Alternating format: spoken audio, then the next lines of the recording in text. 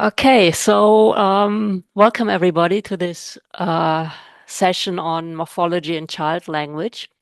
So, as you may recall, last month we talked about child-directed language, morphology and syntax, morphosyntax. Today we'll cover morphology in child language, and next meeting in April, on April 9th, we'll cover syntax in child language. Um, this is the box from the sketch acquisition manual about the areas that we would like people to cover in the section on child language morphology. And you see it's quite a bit. And I want to walk you through the points one by one in the coming slides. And we decided to illustrate all points with examples from Inuktitut because that's the first full sketch that we have of a language. Okay, so the first topic under morphology is the types of morphemes. Um, and obviously, depending on the language, that can be quite a lot of different types. So we've given some suggestions here, so nominal morphology, verbal morphology, grammatical morphology, and it's obvious that you can't cover them all, that you have to make a decision. And the decision should be based on your own fields of interest and on whatever is um, of interest in the language that you're working on, right? And so for the Inuktitut sketch, Shanley and Hannah decided to focus on case and number in the nominal domain. This was fairly easy because there is no gender and no noun class, so that was an easy decision. For the verbal morphology, they decided to focus on agreement. Um, there isn't any evidentiality, so that's out, but they could equally have focused on tense and aspect. And in the end, they decided they can't cover it all. And so they wanted to focus on agreement. And grammatical morphology, they decided to focus on passive and causative. And they could have focused on other topics. And that's also probably the take-home message for the languages that you're working on, the sketches that you're working on. Um, don't attempt to cover it all, but make a selection. Um, okay, so I want to show you examples from Inuktitut on nominal inflections and verbal inflections. Um, so what you see here is a table of the types and tokens of nominal inflections that appear in the sketch corpus and separated by the age of the child. And as a background to that, you should probably know that Inuktitut has more than 300 nominal inflection types. So it's quite a lot. It's usually portmanteau morphemes that cover information on case. So there's 8 cases in Inuktitut and 3 numbers, singular, dual, plural, as well as the person and number of possessee and possessor for possessive inflection. So it's quite complex with 300 odd morphemes in this domain. And what Hannah and Shanley did was they basically determined how many types and how many tokens of nominal inflections were used across the ages. And they quickly found out it was only a very small subset of types that was used. So altogether, 25 different nominal inflection types appeared across all the children, all the ages. And what you see now here with the green and the blue boxes is basically with the blue boxes, you see that the younger children use very, very few inflections, both in terms of types and in terms of tokens. And this increases with the older children at about age 2 and above. With the red box here, what you see is the mean number of nominal inflection types per utterance, and you see an increase. Yeah, so from 0.3 to 0.8 over age, and here you see the same for the tokens, again, an increase in the proportion, so from 0.3 to 0.13. And so essentially this means that children are using more instances of nominal inflection as they get older. And in the specific case of inuktitut, in terms of content, it means that they're using more utterances with cases other than the absolutive, because the absolutive is unmarked, whereas other cases are marked. So as they get older, they're using different cases, and they're also using more possessive forms. Um, and what you see here now is a breakdown according to the forms that children use. So basically the percentage of each nominal inflection that is used out of the total number of nominal inflections. And basically what this table now shows is the case inflection, so just absolutive and ergative. Um, and you see that you very nicely also see the portmanteau morphemes here, right? So that it's not just, you can't just separate the case itself, but it's always with person number, mixed with person and number. And what you see here is that the absolutive is the earliest used and most frequent mood in children's speech, whereas ergative is one of the latest moods and comes in fairly late. Um, it Shanley told me that it's maybe because Inuktitut seems to be undergoing a language change away from ergative absolutive system towards a nominative accusative system. So ergative case is rarely needed, apparently, except to mark possession. This could explain why ergative comes in so late. Um, oh yeah, I should have shown you that earlier. Sorry. So the most common ones here is the uh, first single. Uh, uh, first singular. Uh, sorry, I'm not an expert in Inuktitut, so I'm just wondering, Mats, can you help me what this means? So first singular possessive, possessor and possessive, probably both singular, right? Yeah, I think so. And then apparently there's just no person in the Mm. possessed. Okay, so basically it means something like my something or other. And the third person is also quite frequent. And here is again highlighting the ergative. It comes in very late. Okay, so this is just the overview with the numbers, and where you can see the general developmental trends. And here is some examples that illustrate what I've just showed with the abstract numbers. Um, and for instance, if you turn your attention to the top left box at age 114, this is the only example of a nominal inflection used at this age in the entire corpus. And the same form, exactly the same form, appears also in slightly older children with at age 110. And it's very likely that this is actually a frozen form, something like mine.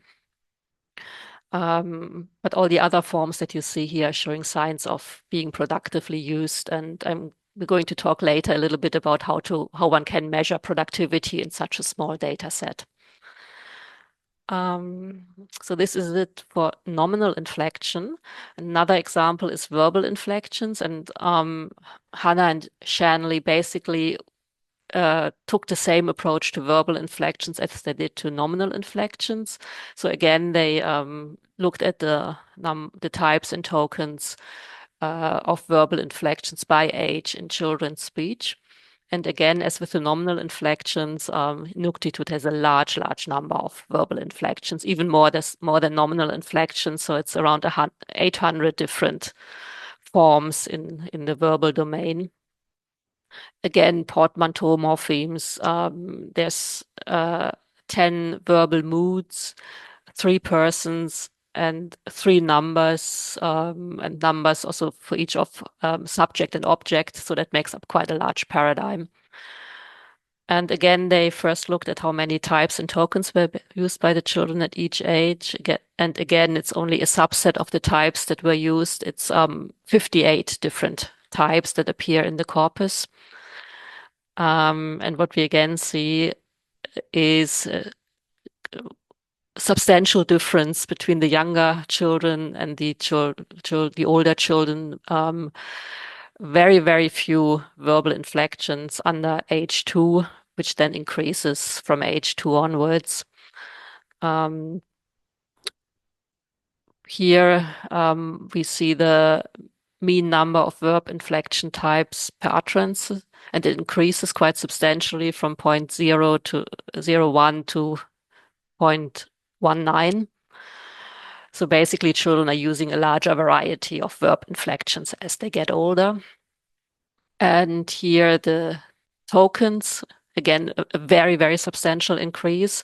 And this essentially means that children are producing more verbs altogether. So when you look at the data, the younger children are basically using uh, very few verbs. So they are using nouns or locative adverbs or demonstratives or interjections such as hi and bye and no. And this increases with age.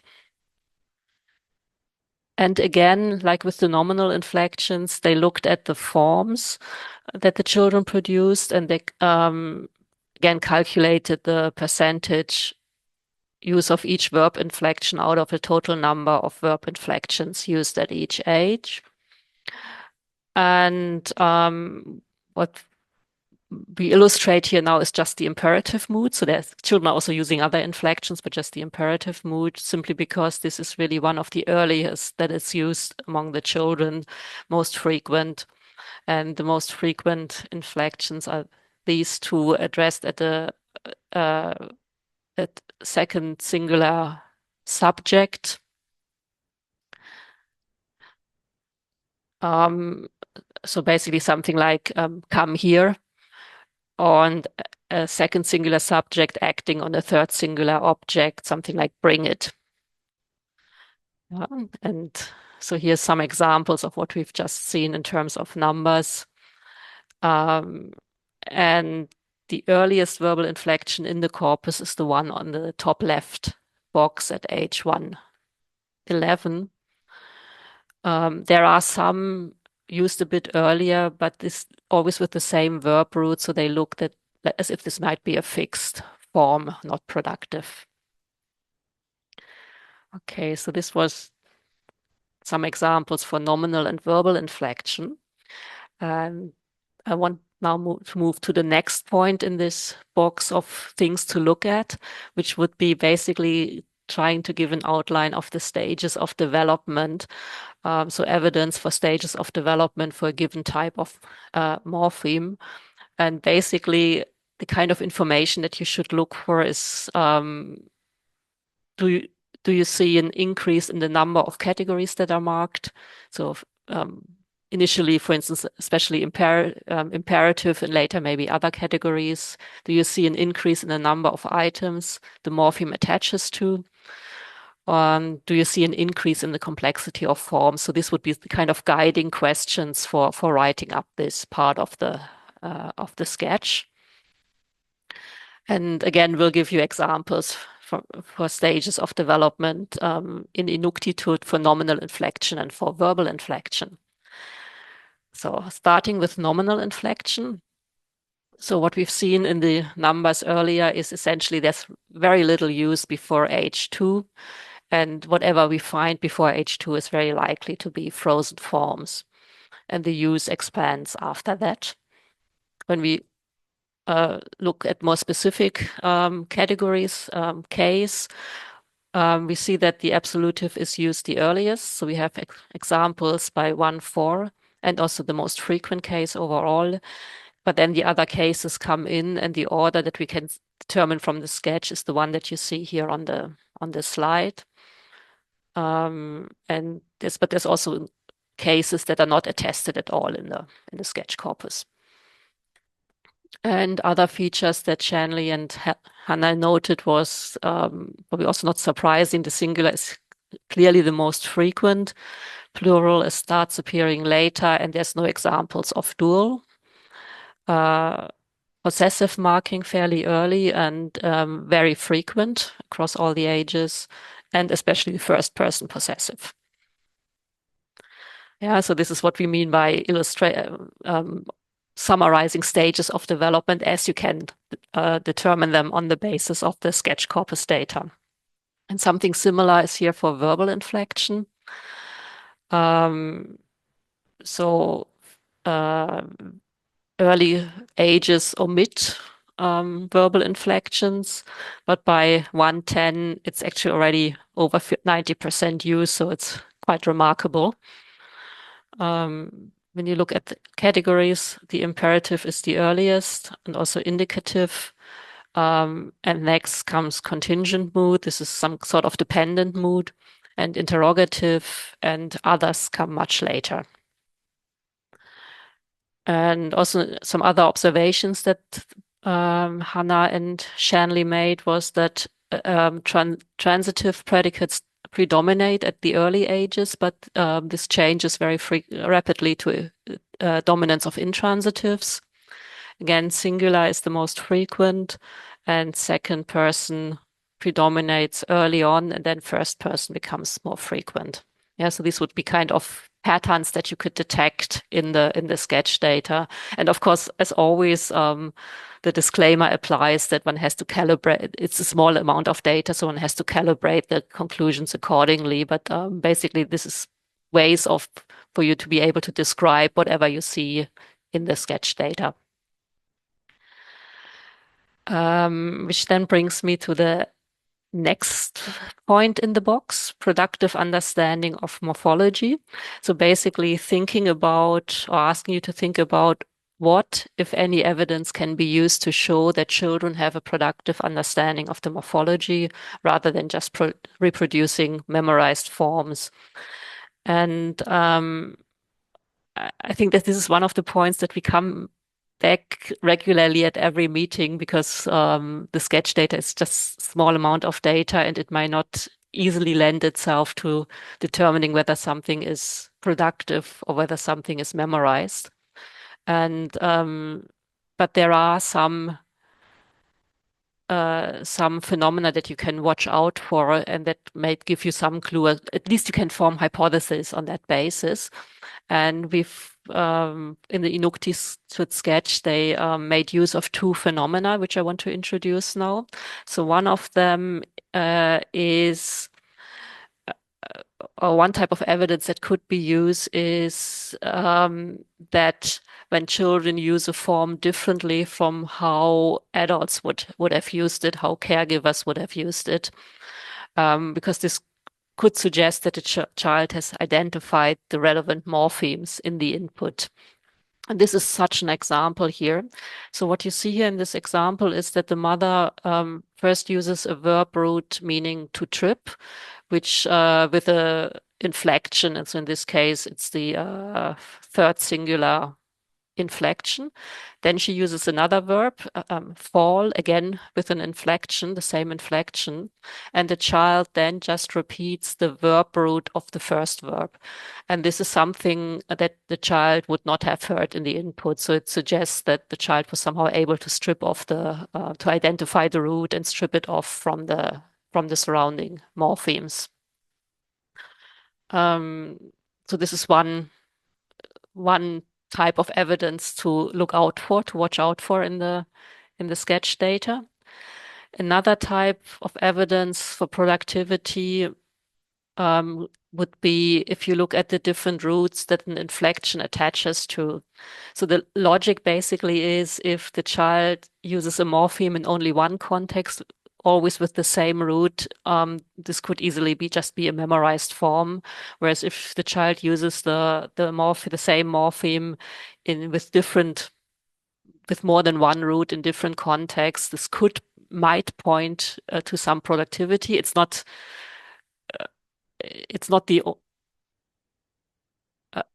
yeah, I mean, again, you have to calibrate it. It's not the only possible interpretation of that. It could simply be that the child has memorized a lot of different frozen forms, but at least it could support or it would be consistent with an hypothesis that an analysis that the child has some productivity of that morpheme. And this is an example from the first person singular possessive my. appearing used by the same child in the same session, which could suggest that he has some proactivity of this morpheme. Um, and then this brings me to the last core point to cover in the child morphology section. That's the mean length of utterance.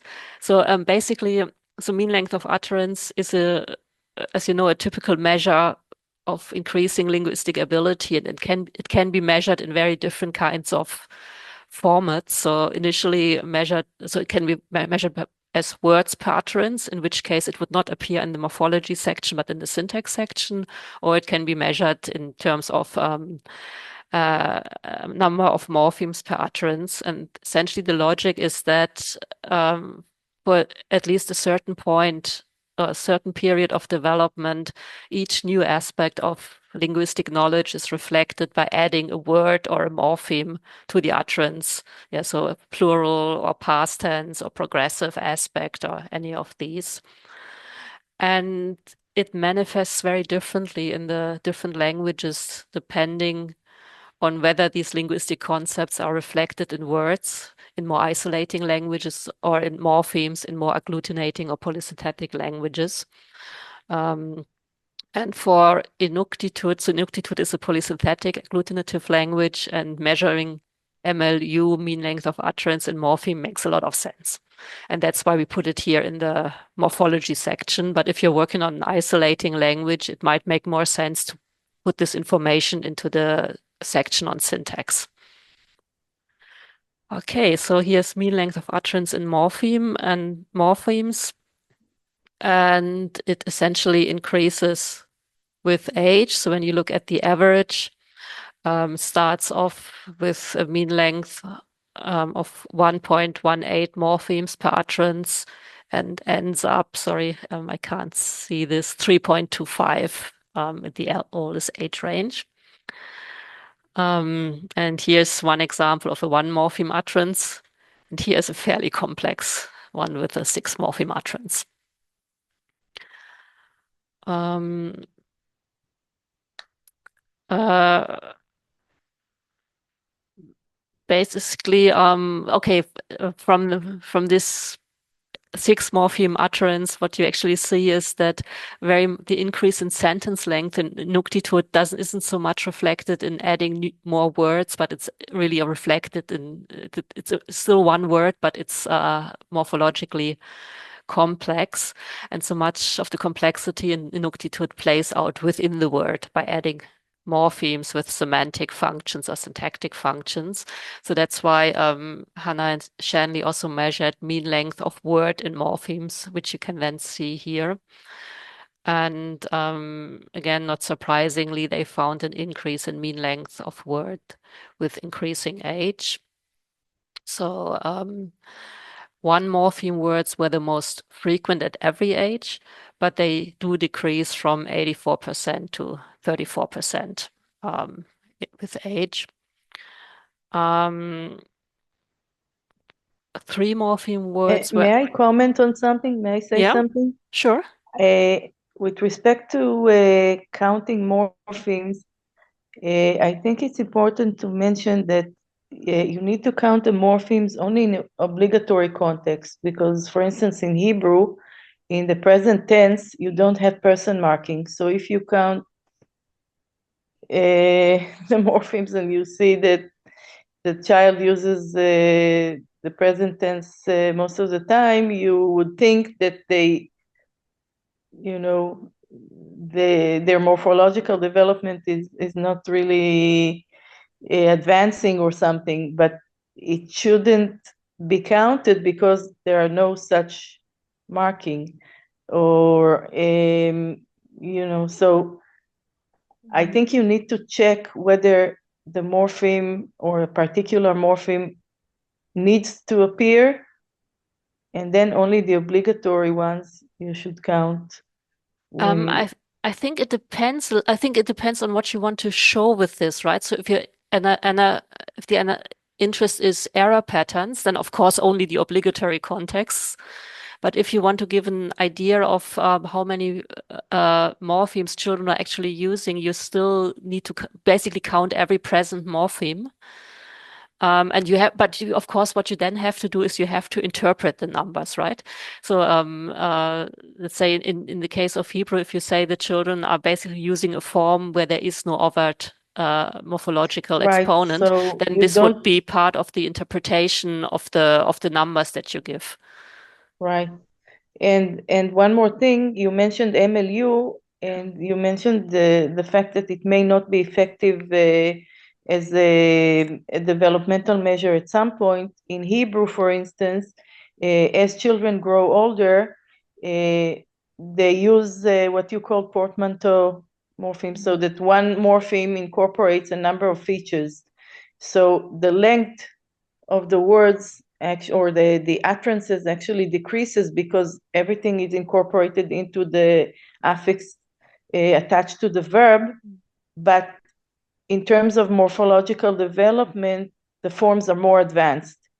So Exactly. they're And more synthetic and more features are used on the verbal inflection rather than in an isolated form. So this also has to be taken into ex account. exactly. And I So don't know about the individual differences between the children that you are describing here. How uniform was their development? okay, I think there's 2 points. So just let me address the first point that you were saying, which I now forgot. You mean the Oh no, length of the exactly, utterances and the exactly. So incorporation? Siga. So basically, when there's two different things, right? So one thing is the numbers that you give. And the numbers are fairly straightforward. These are the tables here. But the second thing is to interpret the numbers. And this is exactly where your observations come in, right? You say, okay, in Hebrew, it looks at a certain age as if the morphological complexity decreases. But this is only if you count morphemes. But then you have to interpret. And in your case, you have a very good story for how the development is. So the numbers only ever cover one part of the story, but they do need interpretation. So I think we're totally in agreement on how to deal with that. And the other point that you mentioned is the individual differences. And I think this is again the topic that we come back to over and over and over again. And it's simply from the on the basis of a small sketch corpus of the small database, there are limits to what we can say about individual differences. I think we do Right, but here there was a long Sigal, list of children, a long list of participants. yes, but only two per age, right? And it's still limited amount of data per age. So essentially, we do know from the literature that there are enormous individual differences among the children. And to the extent that we can pick these differences up in the sketch data, I think it is important to report them, but we might not be able to pick this up. Mm-hmm. And one more thing from my experience, when we try to analyze when we analyze Hebrew data, different verbs had a different frequency of morphemes attached to them. So like some verbs were used most of the time in the present tense, whereas others were used in the past tense. So there was no real even distribution of morphemes, despite the fact that many verbs were added, because they were most of the time used with a particular inflection. Mhm. So And I think this also needs to be taken into account. Like the again, verb want was always used in the present tense, in the singular, mm, again, again, whereas Siga, the verb to fall was used in the past. Um, so you don't see with particular verbs, you don't see the whole paradigm. You only see partial paradigms. exactly, and this is why I find this approach for what Shanley and Hannah did so interesting, because what they show, because it's clear that with the sketch data is not enough to have a verb by verb analysis. But what is interesting is that to see that there seems to be an order in which types of morphemes come earlier, which come later. And this is something that can be picked up with the sketch data, whereas what probably can't be picked up with the sketch data is the verb-specific differences. But again, this is part of the qualitative interpretation of the numbers, right? So for instance, I imagine that at least in the Kake data, the verb want appears quite frequently. And if I notice that want only ever appears with the same person, number, tense, aspect, configuration, that's something interesting to report, right? But again, it comes down to the qualitative analysis of these numbers. And it also comes down to how much time and effort you want to spend in this section, right? So always keeping in mind the sketch is supposed to be an overview, a rough and ready overview, which gives you a rough idea of the developmental trajectories. And you have to choose to what extent you can delve into details. And we do have always the suggestions. We have the core. The core should always be this broad overview, but there's always the possibility to delve deeper into one or two topics of your choice, and this could be one of these topics, right? But it depends very much on how many resources, how much time you have. It's nice that we're already in the discussion. Should we? I don't have that many more slides, so maybe I'll just finish the slides and then we continue with the discussion. Perfect. So essentially, let me just think here. Okay, so this was the mean length of word in morphemes, so how long each word is. And what we've seen is that one morpheme words are frequent at all ages, but you see a considerable decrease with age. So in age 1, 1, 4, one morpheme words make up 84% of all words, whereas at age 3, 4, it's only 34%. Three morpheme words are common across from age 2, 4 onwards. Oops, sorry, and 6 and 7 morpheme words are very rare, start appearing around age 210. And these were essentially the core topics we would like you to cover, but then there's always the extension and the possibilities that you have there. And with the extensions, we always offer a few suggestions of what you might want to do, but this is only suggestions and it can be completely different topics, right? So like Sigal now mentioned, one could also look at individual verbs and see how the individual verbs differ. Here also a suggestion was to look at one or two types of morphemes in more depth, if you have enough time and data. And if there are phenomena that are particularly interesting to your language. And for Inuktitut, for instance, in Hebrew, we have agreement between the subject and the verb. So this is also realized morphologically. The agreement is in number, person, and gender. And we haven't discussed this kind of morphological development, but children do this as they develop their language. You see more accurate agreement cases. So this is not only individual lexical items, but it's morphosyntactic because it depends on combining elements to create sentences, and then you need the grammatical agreement. So, or for instance, agreement between a noun and an adjective. So I don't know if exactly. So that would be something to look at. Yeah. So that's essentially as always, the sketch approach is very flexible. So if this is interesting from the point of view of the language, if you have the data and if you have the personal interest, so if all of this comes together, by all means, go for it. Yeah. Yes.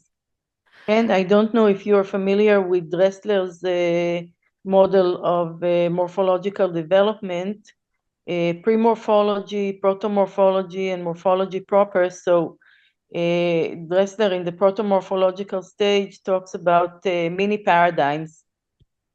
So if you have at least 2 or 3 elements, inflected elements of a verbal paradigm, then you can tell that the child is already at the proto-morphological stage. So this is another way of measuring morphological development, looking at the verbal paradigm and checking the number of inflectional forms per verb and the development of mini paradigms from 2 or 3 elements to more elements. And this, of course, varies from language to language. And there's another measure by Santos et al. I think their paper is from 2011, where they talk about mean size paradigm. Because languages have, for instance, in Hebrew, you have like 33 different inflectional forms per verb, but they're never realized. But you can calculate the relative size of the child's paradigm from the verbal paradigm of the language and see whether it increases per age or per sampling period. So Yeah, very another good, option. useful suggestion. Yeah, very good. Let me just go through the rest of this and then we can continue the discussion. So for Nuctitude, for the more systematic analysis, Shanley and Hannah decided to look at passives and at noun incorporation. We want to illustrate these two because they lead to very different, or they have different no, let me introduce them first, then we can discuss them.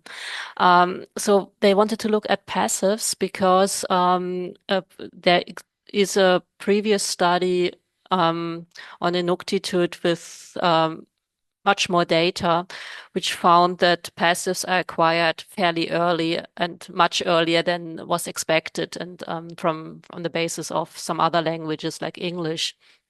And Shanley and Hannah were basically curious to see if they could find this pattern in just 5 hours of sketch data. And consequently then whether the sketch data would lend themselves to a study of passives in that language. And so what they found was 11 passives in total in the 5 hours, including one full passive. And this is a very similar rate to what they found in the larger data set. So they basically find 3 passives per hour, which so in a way, yes, it confirms what they found in the larger data set. But the problem is, of course, with 5 hours of data, there's just not enough passives to really do a study of passives on the basis of the sketch data. However, what the sketch data does show is that passives seem to be used at an early age, which is interesting in itself. And so if one wanted to further investigate the development of the passive use in Inuktitut, one would probably need to collect additional data. So because the sketch data is not enough there. But the findings are consistent with those of the larger study.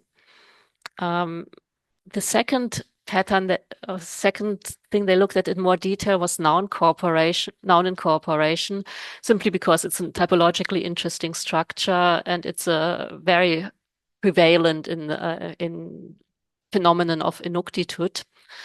So essentially, in noun incorporation in Inuktitut, a word begins with a noun stem and then adds a verbalizing affix to turn the structure into a verb.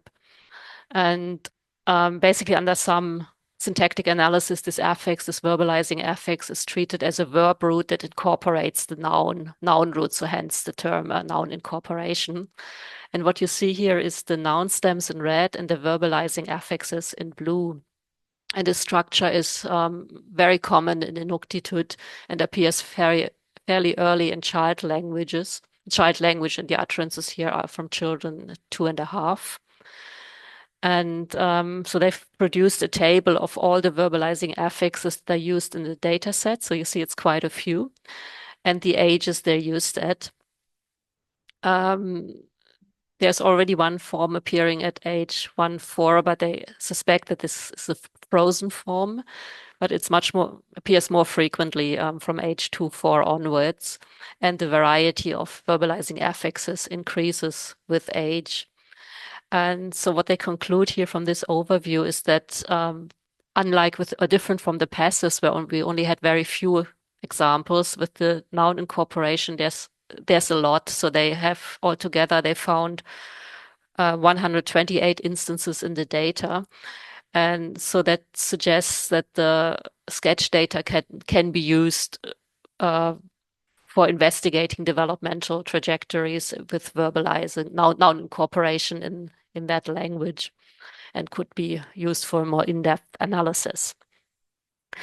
And that basically brings me to the end. So thank you very much. I'll just stop the presentation and we can continue with the discussion.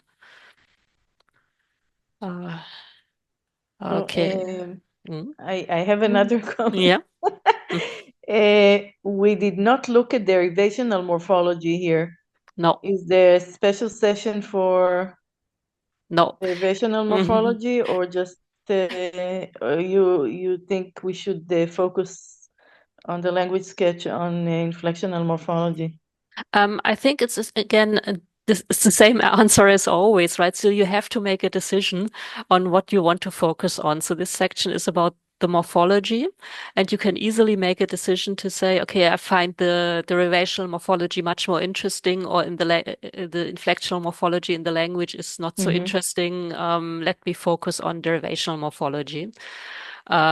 We It would probably still be useful or good if you said at least something about inflectional morphology, simply because, yeah, it should be, I mean, there should be some sort of inflectional morphology there, but you can easily then decide to treat this only in a cursory overview kind of way Yes, and focus probably on, because derivational morphology starts developing later, but still, if you look at children who are 2.5 or 3, you can already see like yeah, but it would also, innovative forms and stuff like that.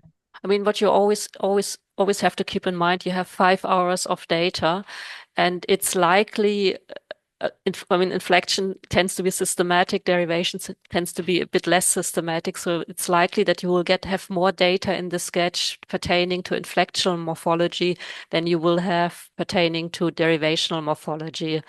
Right. So this is why it probably makes sense to have an initial focus for the sketch on the inflectional morphology.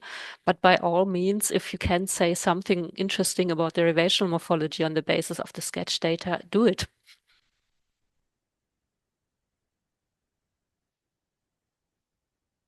And CDS is separate. I mean, are we going to have like a special sessions for inflectional morphology in CDS, or this is just for us to? We already had, so that was the morphosyntax session Oh, last time. okay, maybe I missed one meeting. It should be on I hope we probably have already uploaded it, or if we haven't uploaded it yet, we'll upload it soon. Yeah.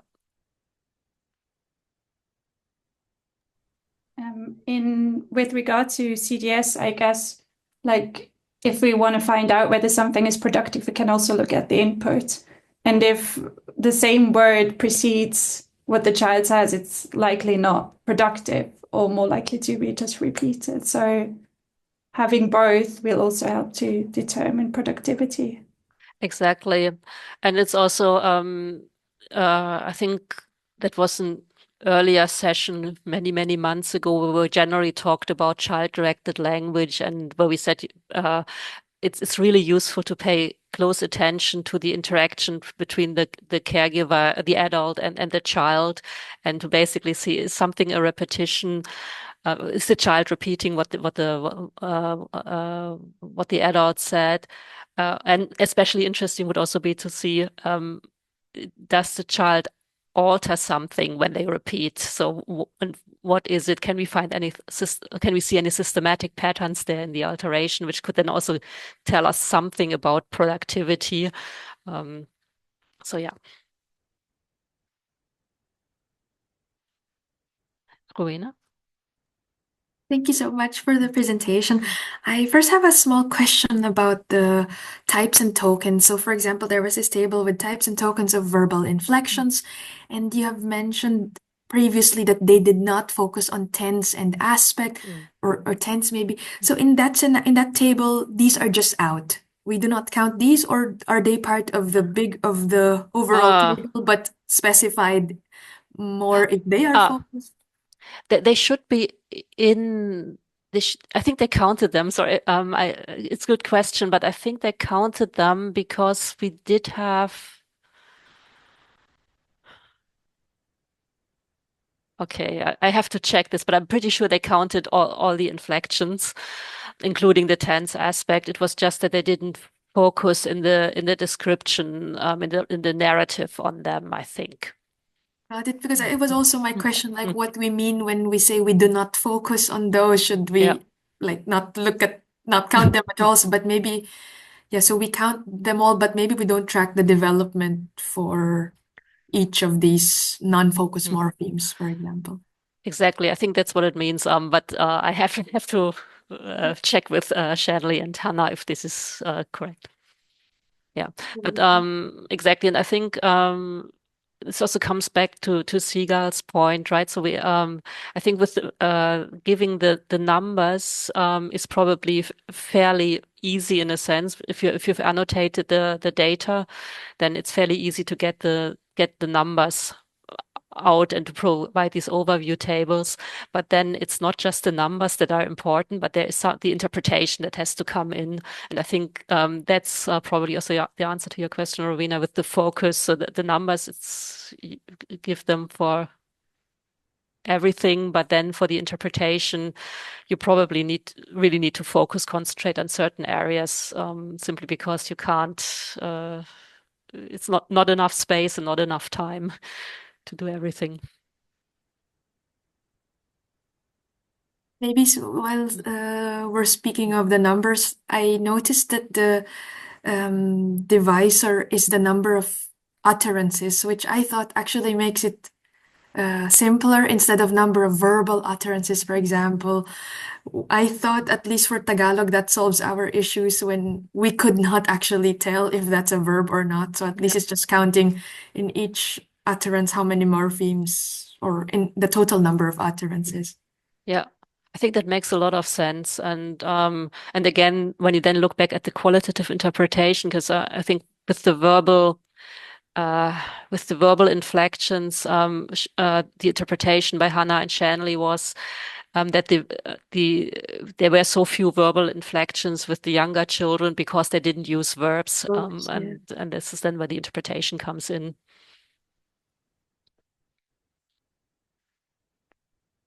Further topics, issues.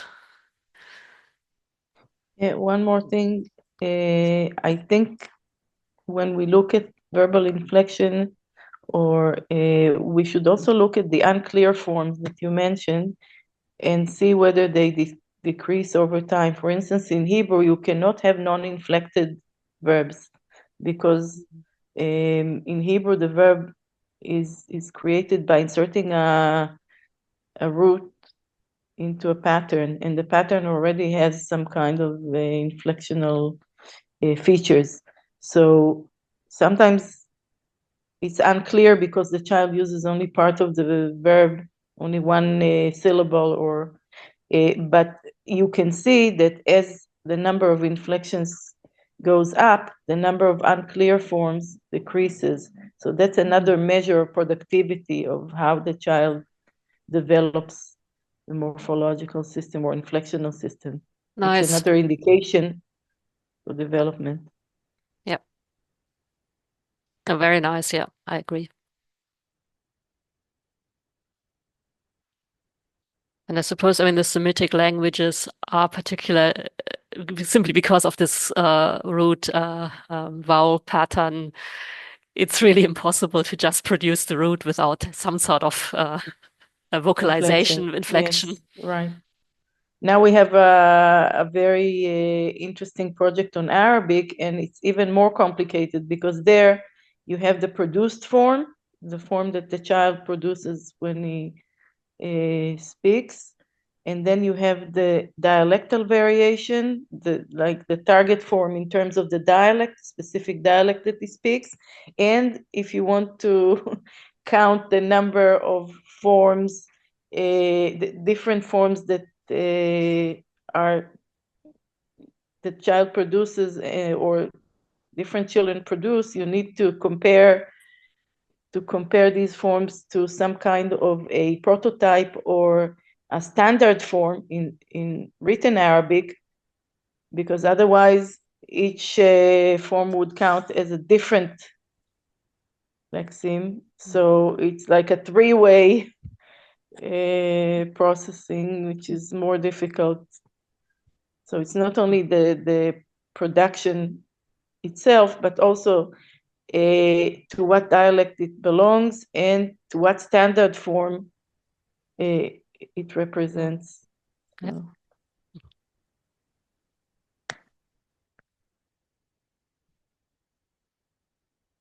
Rowena? Yeah, just two small questions. So the others do not have any at the moment. So one, am I correct, or do you include repetitions in the MLU count? They are included. Okay. Yes and no. So I think so we're basically basing this we just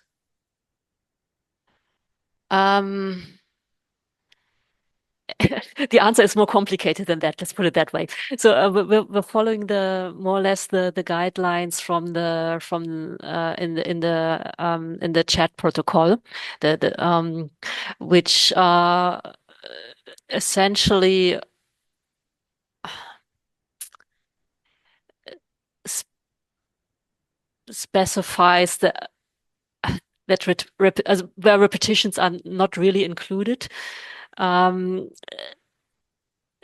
However, when we look at the second measure that they introduced, the mean length of uh, uh, the morphemes per word, not per utterance, right?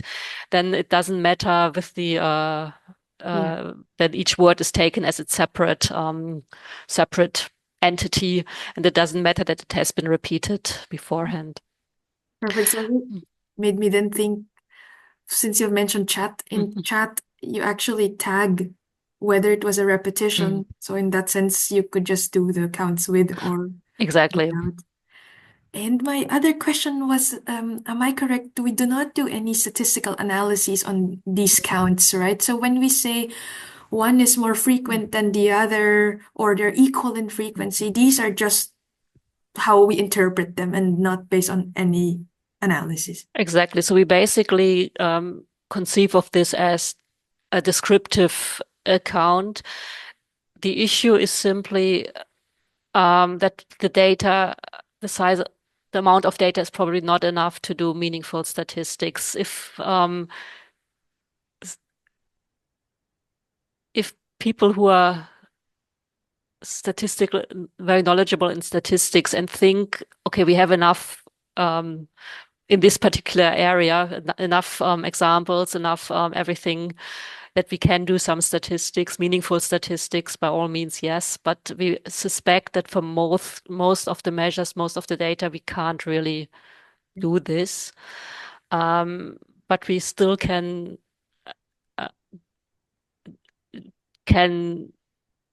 calibrate the statements in such a way. Basically, we're describing what we see in the sketch corpus, and I think there are strong tendencies that it minimally warrant hypotheses, right? So there, and then it's up to more in-depth studies to really prove that the patterns we think we found are really robustly attested. You. Yeah. Hi, and about repetition, since you're discussing this, I mean, how far back would you consider that a certain utterance is repetition? Would it need to be exactly afterwards, or if a certain word in the plural form is used, I don't know, 5 minutes earlier, is it then repetition or productive? How can you really, where do you cut the line between repetition and...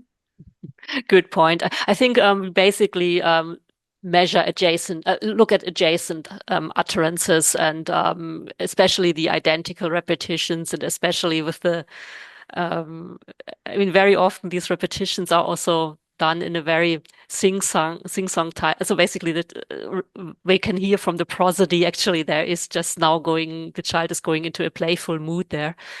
Mode there. So I think, yeah, just basically don't go too far back. Otherwise, you'll everything will be a repetition. Yes, exactly. Especially if the same toys are being used. I'm working on Maltese, so the plural, for example, is super interesting. And sometimes you're almost sure they're being productive because a car in the plural was mentioned quite a while ago. But then, you're not sure whether to include it in the analysis or not. Okay, thank you. I think it's even when there's also interesting research on the adult language. When adults talk to each other without children, it's characterized by a lot of repetition. So it's just yeah, repetition is there all the time. And also twins. For my PhD, I had a pair of twins as well.